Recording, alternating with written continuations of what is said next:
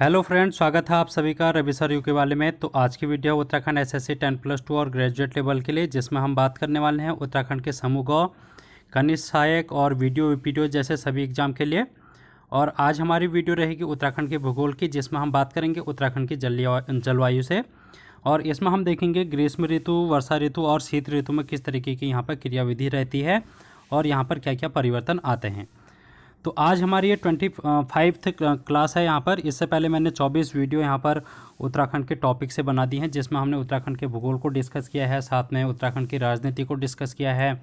उत्तराखंड की नदियाँ होगी, ग्लेशियर, झरने और चोटियाँ, ये सभी क्लास मैंने ले ली हैं। अगर आपने नहीं देखी हैं तो उनको देखिएगा, डिस्क्रिप्शन से आपको लिंक मिल जाएगा और साथ में प्लेलिस्ट में जाएंगे तो वहाँ से भी आपको मिल जाएगा।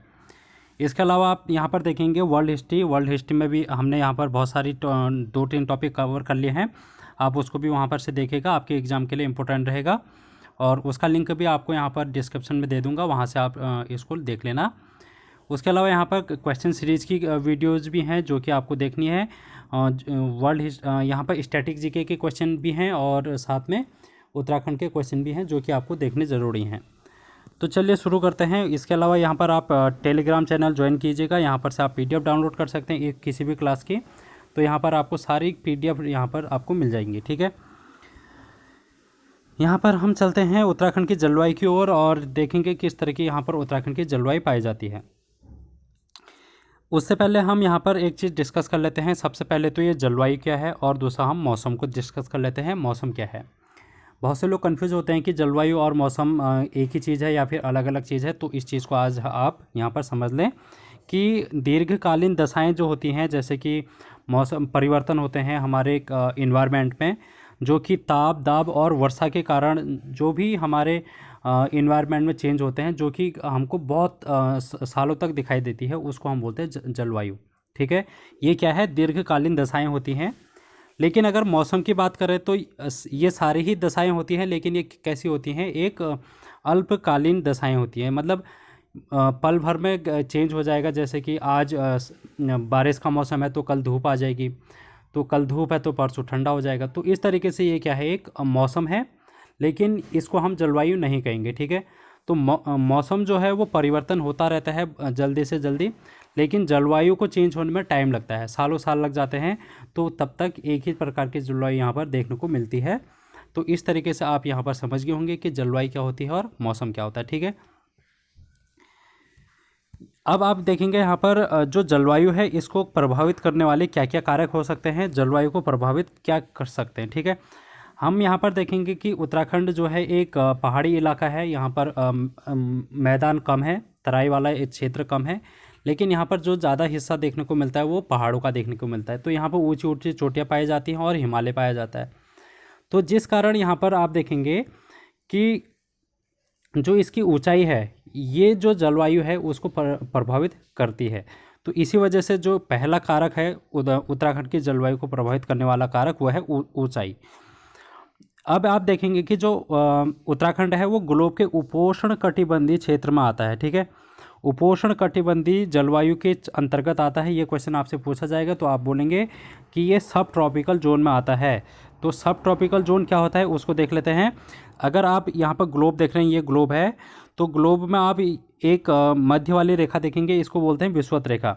तो विषुवत रेखा से आप देखेंगे कि 30 से 45 डिग्री उत्तरी और दक्षिणी अक्षांश, यानी कि 30 से 35 डिग्री उत्तर में और 30 से 35 डिग्री यहाँ पर आप देखेंगे 45 डिग्री दक्षिण में। तो यानी कि आप ये ऊपर देखेंगे कर्क रेखा और नीचे देखेंगे मकर रेखा। तो कर्क रेखा और मकर रेखा के जो बीच का क्षेत्र होता है उसमें और उससे थोड़ा सा ऊपर वाला क्षेत्र, उसको हम बोलते हैं उपोष्ण कटिबंधीय क्षेत्र। क्योंकि आप यहाँ पर देखेंगे जो इंडिया है वो यहाँ पर स्थित है, ठीक है, ऊपर कर्क रेखा के वहाँ पर। तो कर्क रेखा आपको पता है वो इंडिया के बीचों बीच से गुजरती है। तो इसी वजह से आप देखेंगे यहाँ पर थोड़ी सी जलवायु जो है उष्ण कटिबंधीय जलवायु और उपोष्ण कटिबंधीय जलवायु, दोनों प्रकार की जलवायु का यहाँ पर मिश्रण देखने को मिलता है। लेकिन अगर हम उत्तराखंड की बात करेंगे तो यहाँ पर उपोष्ण कटिबंधीय जलवायु बोलेंगे, ठीक है। फिर से देख लीजिए, जैसे ये इंडिया का मैप है, मैंने आपको यहाँ पर पूरा अच्छे से नहीं बता रहा हूँ, हल्का सा ये इंडिया का जैसे इस तरीके से मैप है। तो आप यहाँ पर देखेंगे इसके मध्य से तो गुजरती है कर्क रेखा। अब कर्क रेखा के ऊपर जो भी कर्क रेखा के नीचे जो भी क्षेत्र होगा उसको बोलते हैं उष्णकटिबंधीय क्षेत्र। उष्णकटिबंधीय क्षेत्र इसको बोलते हैं। और इंडिया जब उष्णकटिबंधीय कर्क रेखा से थोड़ा ऊपर भी है तो ऊपर के जो क्षेत्र होते हैं उसको हम बोलते हैं उपोष्णकटिबंधीय क्षेत्र। तो इसी वजह से उत्तराखंड यहाँ पर है जो कि उत्तर में स्थित है। इसी वजह से इसका जो जलवायु है वो है उपोष्णकटिबंधीय जलवायु, जो कि सब ट्रॉपिकल जोन के अंतर्गत हम इसको इंग्लिश में बोलते हैं। इसका मतलब ये है कि यहाँ पर कुछ महीने तो ऐसे होते हैं जिसमें बहुत ज़्यादा गर्मी हो जाती है, जैसे कि हम गर्मियों के मौसम में देखते हैं। और कुछ महीने ऐसे होते हैं जिसमें बहुत ज़्यादा ठंडा होता है, जैसे कि हम जाड़ों के महीनों में देखते हैं बर्फ़ तक यहाँ पे गिरने लगती है। तो ये जो खासियत है वो है उपोष्ण कटिबंधीय जलवायु की खासियत। इतनी समझ में आ गई आपको बात। तो अब हम देखते हैं यहाँ पर अगर हम समुद्र तल से ऊंचाई देखेंगे तो ऊंचाई के साथ साथ तापमान में क्रमशः कमी पाई जाती है। यानी कि हम हाइट जैसे ही बढ़ती जाएगी तो समुद्र तल से तो उसकी टेम्परेचर में भी क्या पाया जाएगा, कमी पाई जाएगी, ये आपको पता होगा। अब यहाँ पर आप देखेंगे जो ऊंचाई है उसके अनुसार यहाँ पर जलवायु को 6 भागों में विभक्त किया गया है। तो 6 भागों में कौन कौन से हैं जिसमें उत्तराखंड की जलवायु को विभक्त किया गया है। आप देखेंगे सबसे पहले है उपोष्ण जलवायु, जो कि 900 मीटर तक की ऊंचाई जो है वहाँ पर पाई जाती है। फिर आप देखेंगे गर्म शीतोष्ण जलवायु, जो कि है 900 से 1800 मीटर के बीच में। फिर है शीतोष्ण जलवायु, 1800 से 3000 मीटर के बीच में ये जलवायु पाई जाती है। फिर है अल्पाइन जलवायु, ये है 3000 से 4200 मीटर के। और फिर हिमालयी जलवायु, जो कि हिमालय वाले क्षेत्रों में देखने को मिलती है, 4200 से ऊपर के जो भी इलाके हैं वहाँ पर ये देखने को मिलती है। लास्ट में है यहाँ पर शीत शुष्क जलवायु, जो कि 2500 से 3500 मीटर के बीच में ये जलवायु पाई जाती है। इसके अलावा जलवायु को प्रभावित करने वाले कारक क्या क्या हो सकते हैं वो देख लेते हैं। जैसे है पवनें, जो कि स्थानीय पवनें होती हैं, ठीक है, मानसूनी पवनें हैं, वो भी क्या करती हैं यहाँ पर जलवायु को प्रभावित करती है। पहाड़ियों की दशा, जो कि मैंने स्टार्टिंग में बताया कि यहाँ पर उत्तराखंड में बहुत ऊंची ऊंची चोटियाँ भी हैं जो कि हिमालय की पहाड़ियाँ हैं। तो इसी वजह से ये क्या करती हैं, जलवायु में परिवर्तन करती हैं। फिर हम देखेंगे यहाँ पर वनों की स्थिति जो भी है वो भी क्या करती है, यहाँ पर जलवायु में परिवर्तन का एक कारक माना जाता है। यहाँ पर आप देखेंगे कि स्थानीय पवनों द्वारा समय समय पर अपनी दिशा बदल लेने के कारण उत्तराखंड में 3 ऋतुएं दिखाई देती हैं। आपको यहाँ पर उत्तराखंड में कितनी ऋतुएं देखने को मिलेंगी, 3 ऋतुएं, जो कि हैं ग्रीष्म ऋतु, शीत ऋतु और वर्षा ऋतु।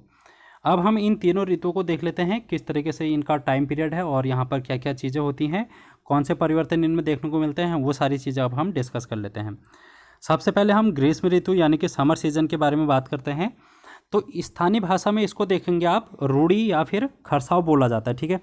ग्रीष्म ऋतु को यहाँ पर पहाड़ों में क्या बोला जाता है, रूढ़ी बोला जाता है, जो कि मुख्यतः कुमाऊं के क्षेत्र में बोली जाती है रूढ़ी। और खरसाव भी इसको बोला जाता है, जो कि ग्रीष्म ऋतु को माना जाता है, ठीक है। इसको जो समय अवधि आप देखेंगे कि मतलब ये कब से कब तक ग्रीष्म ऋतु होती है, तो मध्य मार्च यानी कि 15 मार्च से जून तक का ये जो महीना है, मार्च अप्रैल मई जून, इसमें ये जो है ग्रीष्म ऋतु देखने को मिलती है। आप देखेंगे यहाँ पर इस दौरान राज्य में उष्ण कटिबंधीय दशाएं पाई जाती हैं, यानी कि दक्षिण से उत्तर की ओर जाने पर तापमान में कमी पाई जाती है। ये है दक्षिण और यह है उत्तर। तो अगर हम ऊपर की ओर चढ़ेंगे तो यहाँ पर तापमान में कमी ज़रूर देखने को मिलेगी, क्योंकि नीचे वाला जो इलाका है वो मैदानी इलाका है, तराई भाबर वाला इलाका है, वहाँ पर गर्मी ज़्यादा देखने को मिलती है। और जब हम ऊपर पहाड़ियों की बात करेंगे, जैसे ही पिथौरागढ़ हो गया, चमोली, उत्तरकाशी, यहाँ पर हिमालय की चोटियाँ हैं, तो वहाँ पर ज़्यादा गर्मी देखने को नहीं मिलती है। तो इसी वजह से यहाँ पर तापमान में कमी होने लगती है। फिर आप देखेंगे जो उत्तर में हिमालय है, हिमालय की बर्फ़ की पहाड़ियाँ पिघलने लगती हैं। तो बर्फ़ की जैसे चट्टानें पिघलने लगती हैं तो फिर वहाँ पर उनके नीचे गर्मियों में क्या पाया जाता है, मखमली घास के मैदान पाए जाते हैं। तो जो ये मखमली घास के मैदान होते हैं इनको हम बोलते हैं बुग्याल, और ये बुग्यालों का निर्माण हो जाता है वहाँ पर। और यहाँ पर जो चारागाह हैं वो अपने पशु चारकों के लिए आते हैं। तो ये है ग्रीष्म ऋतु में। फिर आप देखेंगे जो दक्षिण भाग है उसमें लू चलने लगती है, जिससे कि बहुत ज़्यादा गर्मी यहाँ पर देखने को मिलती है। जैसे हल्द्वानी वाला इलाका हो गया, या फिर उधम सिंह, रुद्रपुर, काशीपुर, ये वाले जो इलाके हैं, तराई भाबर वाले इलाके। और आप देखेंगे देहरादून, यहाँ पर गर्म लू चलने लगती है, जो कि स्थानीय पवनें होती हैं। फिर आप देखेंगे उत्तर और दक्षिण के बीच का जो भाग है उसको हम मध्य भाग बोलते हैं। और इस मध्य भाग में आप देखेंगे कि मौसम एकदम बिल्कुल सुहावना रहता है, और इसी वजह से यहाँ पर उत्तराखंड में पर्यटक देखने को मिलते हैं जो कि ग्रीष्म ऋतु में ज़्यादा देखने को मिलते हैं। जैसे आप देखेंगे रानीखेत हो गया, मसूरी हो गया और नैनीताल हो गया। तो ये जो इलाके हैं, यहाँ पर रानीखेत हो गया, द्वाराहाट, तो यहाँ पर आप देखेंगे कि उत्तराखंड में ग्रीष्म ऋतु में बहुत सारे पर्यटक आते हैं जो कि यहाँ का आनंद लेते हैं। ठीक है, अब हम चलते हैं वर्षा ऋतु में। वर्षा ऋतु को देख लेते हैं। अब वर्षा ऋतु के बारे में थोड़ा सा जानकारी ले लेते हैं। वर्षा ऋतु आप देखेंगे स्थानीय भाषा में इसको चौमासा बोलते हैं, जैसे कि चौमास का महीना आ गया है बोलते हैं उत्तराखंड में, या फिर बकसाल बोला जाता है इसको। ठीक है, ये चीज़ें आप ध्यान में रखना कि स्थानीय भाषा में इनको क्या कहा जाता है। ठीक है, वर्षा ऋतु को बकसाल या फिर चौमासा कहा जाता है। जो इसकी समय अवधि है वो देख लेना, मध्य जून से जून तक तो गर्मी पाई जाती है, फिर गर्मी धीरे धीरे कम होकर यहाँ पर वर्षा ऋतु में कन्वर्ट होने लगती है, और वो फिर अक्टूबर माह तक चलती है। यहाँ पर आप देखेंगे जो मध्य जून से अक्टूबर महीने का जो बीच है उसमें हम वर्षा ऋतु ज़्यादातर देखने को मिलती है, जिसमें भी जुलाई अगस्त सितंबर में सबसे ज़्यादा वर्षा देखने को मिलती है। यहाँ पर जो वर्षा है वो मानसूनी वर्षा होती है। उत्तराखंड में जो वर्षा होती है, वैसे भी इंडिया में भी जो जलवायु है यहाँ पर मानसूनी जलवायु है। ठीक है, उष्णकटिबंधीय मानसूनी जलवायु यहाँ पर भारत की जलवायु है, ये आपको पता होना चाहिए। आपके जीएस का क्वेश्चन बन सकता है यहाँ से कि इंडिया की अगर जलवायु पूछेगा तो आप बोलेंगे उष्णकटिबंधीय मानसूनी जलवायु। ये मानसूनी जलवायु क्या होता है, जैसे कि आप देखते हैं जो हमारा इंडिया है, इंडिया के नीचे फिर अगर हम दक्षिणतम सिरे की ओर जाते हैं तो वहाँ पर समुद्र पाया जाता है, और समुद्र से फिर जब गर्मी का मौसम आता है तो वहाँ पर वाष्प बनने लगती है, और वो गर्म हवाएं ऊपर की ओर उठने लगती हैं। फिर जब वर्षा ऋतु का समय आता है तो वो वर्षा ऋतु मानसून की पवनों की तरफ पहाड़ों की तरफ रुख करने लगती है और फिर वर्षा कराती है। तो इसको हम मैप के थ्रू देख लेते हैं, वो ज़्यादा अच्छे से समझ में आएगा।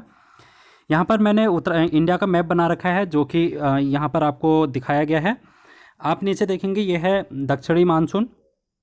यहाँ पर आप देखेंगे कोरोमंडल तट जो कि है बंगाल की खाड़ी, और यहाँ पर है ऊपर से आप देखेंगे उत्तर पूर्वी मानसून, और ये हिमालय वाला इलाका आपको देखने को मिल रहा है, और यहाँ पर है हमारा उत्तराखंड। अब आप देखेंगे जो ये पश्चिमी विक्षोभ है, यहाँ से भी हवाएं आ रही हैं जो कि ठंडों के मौसम में हवाएं आती हैं। तो ये हिमालय है, हिमालय की वजह से ये जो पश्चिमी विक्षोभ की हवाएं हैं ऊपर की ओर चली जाती हैं, और नीचे की ओर बहुत कम हवाएं यहाँ पर आती हैं। तो अभी पश्चिमी विक्षोभ का भी अंतर मैं प्रभाव बताऊंगा कि यहाँ पर पश्चिमी विक्षोभ का क्या प्रभाव पाया जाता है उत्तराखंड में। अब आप देखेंगे कि ये उत्तर पूर्वी मानसून है जो कि ऊपर से आ रहा है, लेकिन यहाँ पर क्या होता है कि यहाँ पर समुद्र नहीं है। उत्तर पूर्वी मानसून के यहाँ कहीं पर भी समुद्र नहीं है, तो इस वजह से जो भी यहाँ की हवाएं होती हैं वो गर्म हवाएं होती हैं, इनमें नमी कमी पाई जाती है, नमी कम होती है। तो इस वजह से ये जो हवाएं होती हैं वो कम वर्षा करती हैं। कम वर्षा मतलब ना के बराबर वर्षा करती हैं। ये नीचे को आकर टकरा के ये तमिलनाडु के कोरोमंडल तट पर वर्षा करती है जो कि उत्तर पूर्वी मानसून कराता है। अब आप देखेंगे जो ये दक्षिण पूर्वी मानसून है, यहाँ पर आप अरब सागर की से देखेंगे, नीचे हिंद महासागर से ऊपर से जब ये टकरा के आती हैं तो इस तरीके से ये टकरा के आती हैं, तो ये ऊपर की ओर चलने लगती हैं, यानी कि पहाड़ों की तरफ आने लगती है। जब ये पहाड़ों की तरफ आने लगती है तो इस तरीके से ये उत्तराखंड में भी प्रवेश कर जाती है। अब आप उत्तराखंड में प्रवेश किस दिशा से कर रहा है ये आपको देखना चाहिए। जैसे दक्षिण पश्चिमी मानसून आया, नीचे से आया, तो यहाँ से आप देखेंगे यहाँ पर है उत्तराखंड, तो ये इस साइड से आ रहा है, तो इस साइड को क्या बोलेंगे आप, दक्षिण पूर्व। ठीक है, दक्षिण पूर्व से ये क्या कर रहा है, उत्तराखंड में प्रवेश कर रहा है। तो अब हम इसको देख लेते हैं कि गुजरात के तट से आने वाला जो मानसून है वो दक्षिण पश्चिमी मानसून इंडिया में आता है। ठीक है, दक्षिण पश्चिमी मानसून इंडिया में आता है, प्रवेश करता है, और उत्तराखंड में ये दक्षिण पूर्व की दिशा में 15 जून तक प्रवेश कर जाता है, और इससे फिर क्या होती है, वर्षा होती है। लेकिन ये वर्षा कम होती है क्योंकि यहाँ आने तक, उत्तराखंड आने तक ये मानसून कमज़ोर पड़ जाता है, और कमज़ोर होने के कारण यहाँ पर वर्षा कम होती है। लेकिन जो अधिकतम वर्षा है उत्तराखंड में वो बंगाल की खाड़ी से आने वाले मानसून से होती है, जो कि जुलाई अगस्त सितंबर के महीने में देखने को मिलती है। यहाँ पर आप देखेंगे यह है बंगाल की खाड़ी पूरी नीचे, तो बंगाल की खाड़ी से जब हवाएं ऊपर की ओर उठनी शुरू करती हैं तो यहाँ पर आप देखेंगे ये है मेघालय, शिलोंग का पठार, तो इस तरीके से ये चलने लगती हैं और यहाँ से ये लेफ़्ट साइड को मुड़ जाती हैं। तो लेफ़्ट साइड से मुड़ के ये बिहार से लेके उत्तर प्रदेश, और उत्तर प्रदेश से यहाँ पर जो उत्तराखंड है हमारा, उस तरफ को आने के लिए रुख करने लग जाती है। तो ये इनकी गति होती है। ये देखिए आप, ये यहाँ से थोड़ा सा लेफ़्ट घूम जाती हैं, और लेफ़्ट घूम के यहाँ पर ये जो उत्तराखंड में आती हैं, तो जो ये टकराती हैं फिर यहाँ पर हिमालय से टकराती हैं। ये जो मानसूनी हवाएं हैं, तो हिमालय से टकराने के बाद ये फिर क्या करती हैं, ऊंची ऊंची चोटियों से टकराने के बाद फिर ये क्या करती हैं, वहाँ पर वर्षा करती है। ठीक है, तो ये मानसून वाला चैप्टर बहुत लंबा है, इसको आप इंडिया की जब ज्योग्राफी पढ़ेंगे वहाँ पर मैं समझाऊंगा, लेकिन अब यहाँ पर आप धीरे धीरे करके छोटा सा समझ लीजिए कि किस तरीके से यहाँ पर मानसूनी प्रक्रियाएं होती हैं। फिर आप देखेंगे यहाँ पर जो राज्य में औसतन वर्षा है, वो जो वर्षा है वो है, उसका क्रम है 150 सेंटीमीटर से 200 सेंटीमीटर के बीच में यहाँ पर वर्षा पाई जाती है। अब आप वर्षा का क्रम देखेंगे, उत्तर में सबसे कम वर्षा पाई जाती है जो कि वृहत हिमालय का इलाका है, तो इसमें यहाँ पर 40 से 80 सेंटीमीटर तक की वर्षा होती है। फिर मध्य हिमालय का क्षेत्र आ जाता है जिसमें कम वर्षा होती है 80 से 120 सेंटीमीटर के बीच। फिर आता है यहाँ पर शिवालिक हिमालय, तो शिवालिक हिमालय में सर्वाधिक वर्षा होती है, जैसे कि ये चक्रवात के कारण वर्षा यहाँ पर ज़्यादा देखने को मिलती है, और इसका जो मात्रा है वो 200 सेंटीमीटर से अधिक वर्षा यहाँ पर होती है। जैसे कि आप देखेंगे यहाँ पर उत्तराखंड में नरेंद्र नगर जो कि टिहरी में स्थित है, यहाँ पर 318 सेंटीमीटर की वर्षा होती है जो कि सर्वाधिक अभी तक की मापी गई है। उसके अलावा यहाँ पर राजपुर में भी 318 के आसपास में 318 सेंटीमीटर के आसपास में यहाँ पर वर्षा दर्ज की गई है। तो ये दो इलाके ऐसे हैं जो कि नरेंद्र नगर और राजपुर, जहाँ पर सर्वाधिक वर्षा उत्तराखंड में होती है। अब आपको यहाँ पर कमेंट बॉक्स में ये बताना है कि ये जो राजपुर नामक स्थल है ये कहाँ पर है, कौन से ज़िले में स्थित है। इसको आप कमेंट बॉक्स में गूगल से सर्च करके, या आपको पता है तो आप इसको बताना ज़रूर। फिर आप देखेंगे, अगर क्रम देखें तो सर्वाधिक वर्षा टिहरी में, नरेंद्र नगर, राजपुर में है, फिर उसके बाद मसूरी में देखेंगे आप, फिर देहरादून में। तो इस तरीके से ये घटता क्रम है जो कि 4 पॉइंट हैं, आपको ध्यान में रखने। इस तरीके से क्वेश्चन आ सकता है कि उत्तराखंड में वर्षा का क्रम किस तरीके से है, तो नरेंद्र नगर, राजपुर, मसूरी और फिर देहरादून। ये था वर्षा ऋतु। अब हम चलते हैं शीत ऋतु की ओर। शीत ऋतु को जो स्थानीय भाषा है इसमें हम स्युंद या फिर शीतकला कहते हैं। ठीक है, स्युंद या फिर शीतकला नाम से इसको स्थानीय भाषा में कहा जाता है। जो इसकी समय अवधि है वो है मध्य अक्टूबर से मध्य मार्च तक। अक्टूबर से मार्च तक का महीना जो है वो शीत ऋतु का यानी कि जाड़े का ऋतु यहाँ पर मानी जाती है। यहाँ पर जो तापमान है वो कम रहता है, और दक्षिण से उत्तर जाने पर तापमान में गिरावट आती है, और जनवरी का जो महीना होता है वो सर्वाधिक ठंडा होता है, और इसी समय यहाँ पर हिमपात देखने को मिलता है पहाड़ों में। पश्चिमी विक्षोभ, अभी मैंने आपको दिखाया कि पश्चिमी विक्षोभ से उत्तराखंड में शीत ऋतु की प्रमुख विशेषता है। फिर से देख लीजिए, पश्चिमी विक्षोभ यहाँ से जो पूर्व की साइड से यहाँ पर यहाँ से पश्चिम की तरफ से आप देखेंगे, जब ये ठंडी हवाएं चलने लगती हैं तो ये ठंडी हवाएं क्या करती हैं, यहाँ से आती हैं और ये पहाड़ों पर टकराने लगती हैं, और पहाड़ों पर टकराने की वजह से यहाँ पर ये क्या करती हैं, पहाड़ों पर हिमपात के रूप में बरसने लगती है। तो इसी वजह से ये जो पश्चिमी विक्षोभ है, तो जो भी इंडिया में बर्फबारी होती है तो पश्चिमी विक्षोभ के कारण होती है, जो कि शीत ऋतु में होती है। तो आपको समझ में आया होगा कि ये जो वर्षा जो कि जाड़ों में होती है वो पश्चिमी विक्षोभ से होती है, जो कि हिमपात के रूप में होती है पहाड़ों में। अब यहाँ पर आप देखेंगे जो पौड़ी गढ़वाल है, टिहरी गढ़वाल है, अल्मोड़ा, देहरादून, यहाँ पर क्या होती है, सर्वाधिक वर्षा होती है जो कि शीत ऋतु में होती है। तो ये था उत्तराखंड की जलवायु का टॉपिक जो कि आपको कवर किया गया है आज इस वीडियो में। तो थैंक यू सो मच। अगले वीडियो में फिर से लेके आएंगे कुछ और इम्पोर्टेंट टॉपिक लेकर। तब तक बने रहिए मेरे साथ, और चैनल को सब्सक्राइब जरूर कर लेना, बेल आइकन को प्रेस कर लेना, वीडियो को शेयर कर लेना, और टेलीग्राम में ज्वाइन कर लेना, फेसबुक पेज में भी ज्वाइन कर लेना। फेसबुक का लिंक भी आपको डिस्क्रिप्शन में मिल जाएगा, टेलीग्राम का लिंक भी आपको डिस्क्रिप्शन में मिल जाएगा। तो थैंक यू सो मच।